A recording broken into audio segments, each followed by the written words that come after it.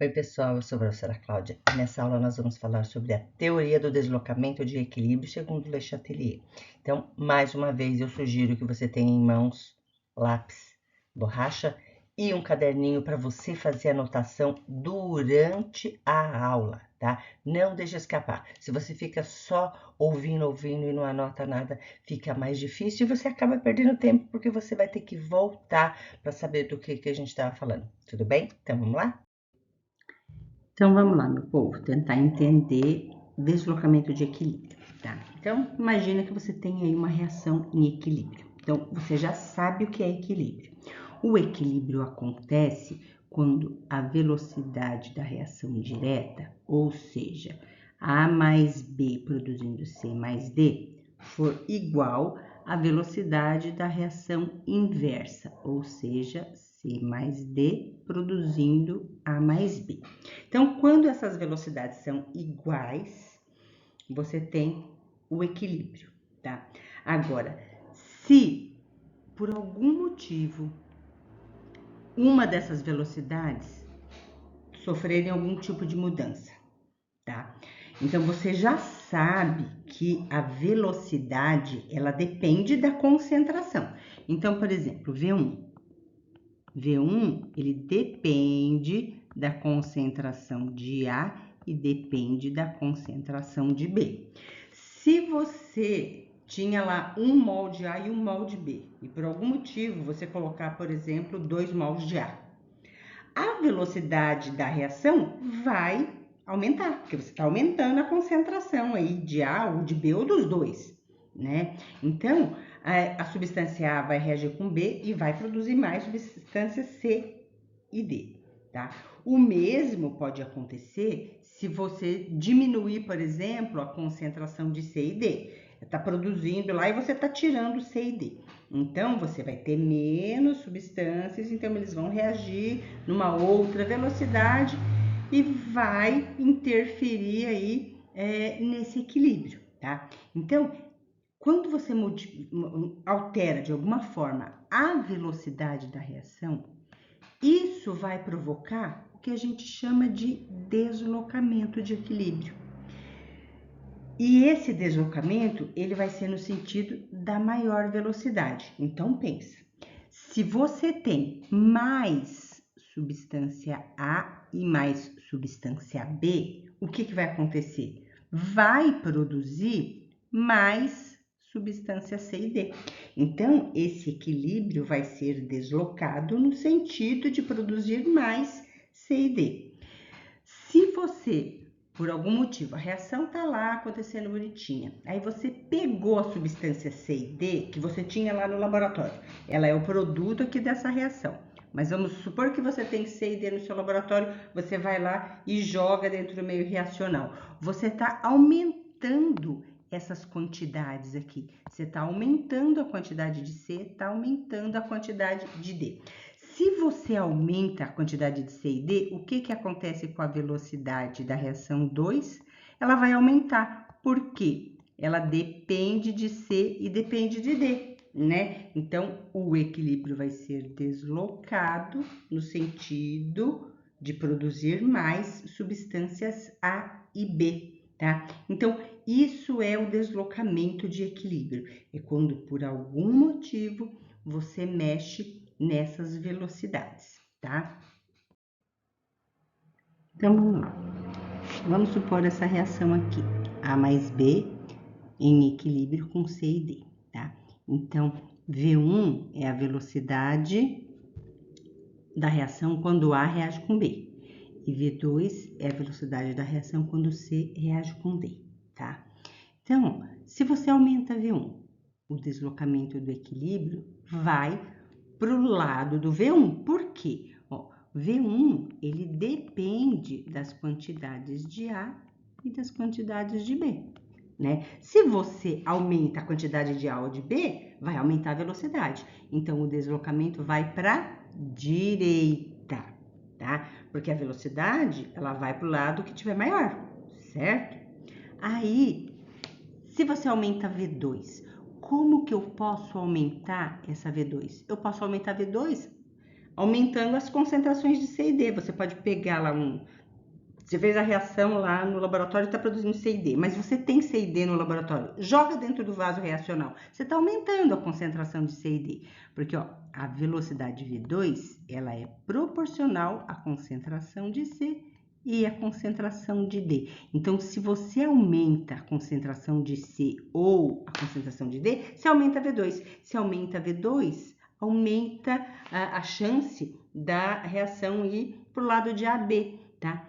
Mas, mesmo se você alterar V1 ou V2, depois de um certo tempo, a reação ela vai voltar para o equilíbrio, ela vai atingir um novo equilíbrio químico. Lógico que as concentrações e as velocidades vão ser diferentes da inicial, mas ela vai atingir um novo equilíbrio. Então, o que é alterar o equilíbrio químico? É você mexer, por exemplo, na concentração ou dos reagentes, que no caso aqui A e B, ou de produto. Aí essa reação vai produzir ou mais produto C e D, quando você aumenta as concentrações de A e de B, ou ela vai produzir mais A e B quando você aumenta as concentrações de C e D. Então, falar em mexer nas concentrações, você está falando em mexer na velocidade. Se você mexe na velocidade, ou a velocidade vai para a direita, ou ela vai para a esquerda, tá? E mais para frente, a reação vai retornar o equilíbrio químico, porém com novos valores de concentração, tá? Ó, esse cara simpático aqui é o Henri Louis Le Chatelier, e ele propôs o seguinte: lá no final do século XIX, início do século XX, ele foi um cientista, ele estudou bastante sobre metalurgia, química, e ele se aprofundou um pouquinho nos equilíbrios das reações químicas. Então, ele falou o seguinte, ó, quando um sistema em equilíbrio sofre algum tipo de perturbação externa, ele se deslocará no sentido de minimizar essa perturbação, a fim de atingir uma nova situação de equilíbrio, tá?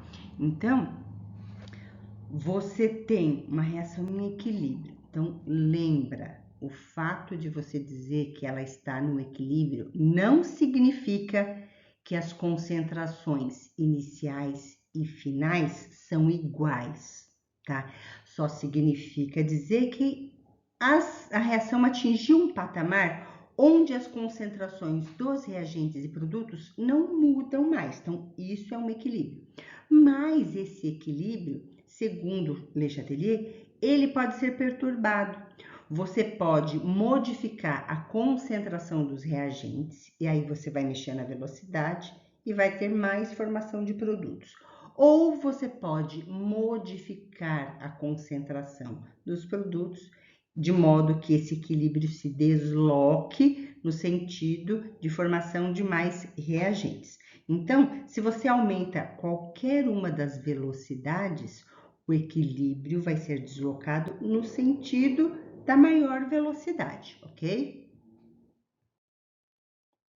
Bom, então é possível a gente provocar alterações em um equilíbrio químico de algumas maneiras. Então vamos lá dar uma olhada.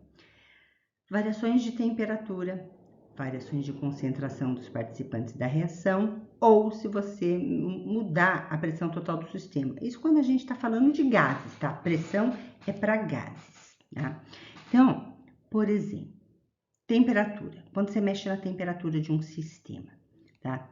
Então, essa reação, se você assistiu a parte 1 de equilíbrio químico, eu mostrei o experimento que eu colocava lá um pedacinho de cobre reagindo com ácido nítrico, que produzia o NO2, que era castanho avermelhado. E quando a gente colocava o recipiente lá num becker com água quente, esse castanho ficava mais forte ainda, tá?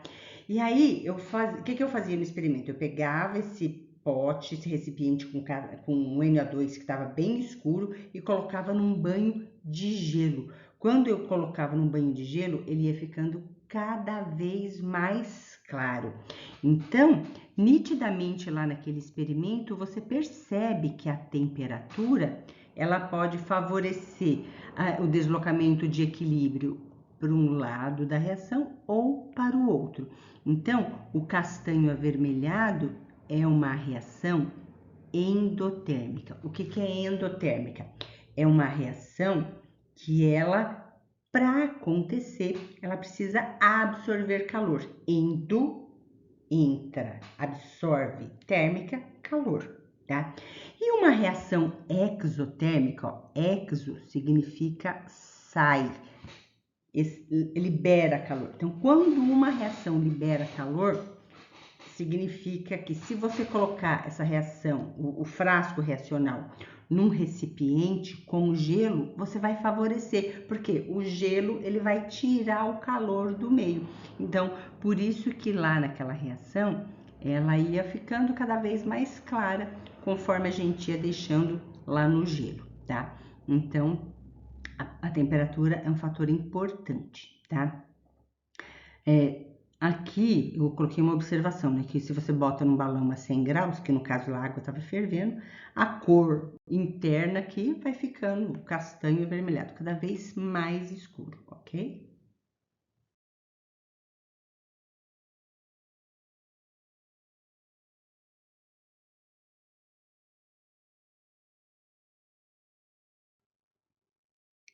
Bom, então aqui, lembrando daquele experimento, né? A gente sabe que quando você aumenta a temperatura, você está favorecendo o lado endotérmico. Então, lembra, se você está favorecendo o lado endotérmico, é porque você está oferecendo calor. Endo absorve. Se ele absorve calor e você está dando calor, você favorece o lado endotérmico da reação, tá? Agora, você tem uma reação que ela é exotérmica, ou seja, tá saindo o calor dela, né? Então, exo sai, libera, tá saindo o calor. Aí, você coloca ela num banho de gelo ou diminui a temperatura. O que você está fazendo? Favorecendo essa reação, porque ela está liberando calor e você está diminuindo a reação do meio. Então, você está favorecendo essa reação, tá? Então, você vai generalizar falando o seguinte: aumento da temperatura desloca o equilíbrio no sentido endotérmico. E quando você diminui a temperatura, desloca o equilíbrio no sentido exotérmico, ok? Pessoal, ó, esse experimento aqui é um experimento clássico para mostrar o deslocamento de equilíbrio, a reação cromato de cromato. Cromato é esse aqui, amarelinho, e o de cromato, esse aqui, laranja, tá? Então, você pode alterar esse equilíbrio adicionando ácido ou base. Então, vamos ver como é que funciona. Então, se você adicionar ácido, H+, se eu jogar ácido aqui nesse meio, tá? A reação tá lá acontecendo, você tá aumentando a quantidade de H+. Então, o que acontece com a velocidade da reação? Essa velocidade V2 aqui, ela é proporcional à concentração do cromato vezes a concentração de H+. Se você aumenta essa concentração, vamos dizer que a concentração era 1, você aumentou para 2, você está multiplicando tudo isso por 2, então vai aumentar a velocidade. Se aumenta a velocidade, o equilíbrio vai para a esquerda. Então, você vai observar porque vai ficar laranja esse meio, tá? Agora, vamos supor que você adicione uma base, OH-, NaOH. Você adicionou NaOH ali. O que acontece com o NaOH quando tem H+ no meio? H+ com OH-, você vai produzir água. Então, adicionar o OH- é a mesma coisa que tirar H+, porque ele está sendo consumido para produzir água. Então, se você diminui aqui, ó, a concentração desse H+, você vai estar diminuindo essa velocidade. Se você diminui V2, quem é maior agora? V1. Porque no equilíbrio elas são iguais. Mexendo na concentração de um deles, não vai ser mais igual, vai ter alguém maior. Então, se você tirou aqui, ó, você diminuiu a quantidade de H+, essa velocidade aqui, V2, ela vai ser menor. Então, quem vai ser maior aí vai ser V1. E aí, o deslocamento do equilíbrio será para a direita. Então, quando você aumenta H+, o equilíbrio vai para a esquerda. Quando você diminui H+, ele vai para a direita, né? Então, ó, o acréscimo de um ácido deixa a solução alaranjada. Então, ó, quando você acrescenta H+, o equilíbrio vem para cá, tá? Porque vai produzir mais dicromato. Agora, quando você acrescenta uma base, você está tirando H+, porque OH- reage com H+ e vai produzir água. Você tira, então o equilíbrio vem para a direita, ok? Então, uma generalização possível aí é a seguinte, ó. Quando você aumenta a concentração, o equilíbrio vai ser deslocado no sentido oposto da espécie química adicionada. E quando você diminui a concentração, desloca o equilíbrio no mesmo sentido da espécie retirada. Tudo bem? Então vamos lá. E quando você mexe na pressão do sistema, tá? Então, alterações de pressão influenciam em equilíbrios que possuem gases, tá?